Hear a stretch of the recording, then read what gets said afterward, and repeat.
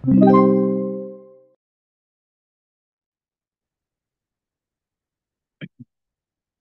next. If cosine of 2a is equal to square root of m, find cosine of 8a. Okay, cosine of 2a is square root of m. Ano daw yung cosine of 8a? So, isolve ko muna siya conventionally. So, conventionally, we should use mga trigonometric identities. So, to be specific, kung papansinin nyo kasi yung pattern ng mga given sa problem, meron ditong double angle. Itong 8a, double angle din siya. So, recall natin yung double angle identity ng cosine. So, di ba ang double angle identity ng cosine,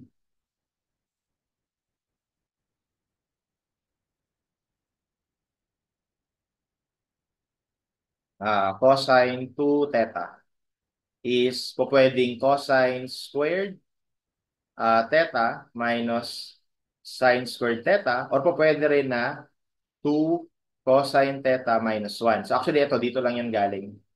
2 cosine squared theta minus kasi ito pag pinalitan mo to ng ano, pinalitan mo to ng 1 minus cosine squared, no? So ayan. Kaya ito negative 1, ito 'yon. Tapos itong negative times negative magiging positive kaya mag-a-add siya dun sa cosine squared. Kaya naging 2 cosine squared. Okay? Or pwede rin, ito yung palitan mo ng 1 minus sine squared. Kaya magiging ano naman to, 1 minus 2 sine squared theta. So kahit alin dyan, ano yan, double angle identity yan ni cosine. O, kahit isa lang yung tandaan mo. No? So dito, lumalabas if you would use that, so sa sinahanap natin to, hindi ba yan ay cosine 8a is equal to, so kung gagamitin ko na lang to, yung gagamitin ko, this should be 2 cosine squared, so kalahati na, no? Kasi kung titignan nyo, 2a, ito theta na lang. I mean, ito 2 theta, ito theta na lang. So, ibig sabihin kung 8a ito, dapat ito ay 4a na lang. Okay? Minus 1. Okay? So, dyan siya equal, no? Pero wala naman tayong cosine ng 4a. So, ano ba ang cosine ng 4a? So, as we can see, we can apply the same double angle identity. So, magiging 2 cosine squared, tas galing sa 4a, magiging 2a na lang. Okay? Tapos dito, mapapansin nyo, doon sa original given, meron tayo ng cosine ng 2a. Ang value niya daw ay square root of m.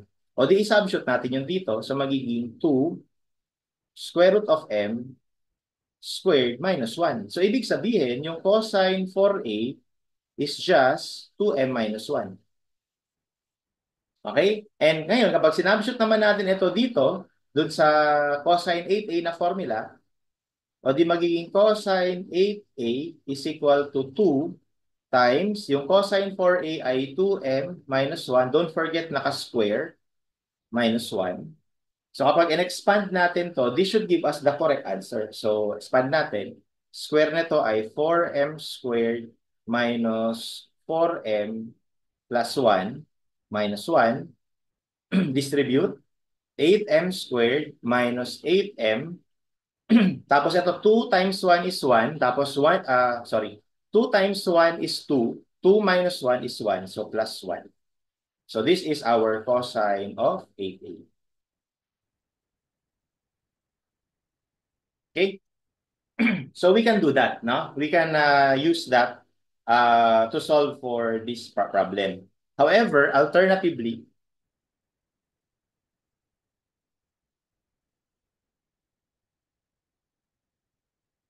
okay, we can also do trial and error. Okay, so subukan natin kung pwede. Ang una natin gagawin is magsiset lang tayo ng value ng m. No? Tapos mag-isolve natin yung a. Okay, so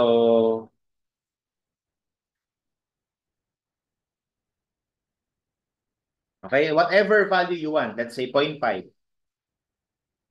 Okay, di ba pagka sinet mo yung m na 0.5, masasolve mo yung angle A galing dun sa given na cosine 2a is equal to m, square root of m. So masasolve mo yung A. Pag nasolve mo yung A, pwede mo nang makompute yung value ng cosine 8a. Subukan natin.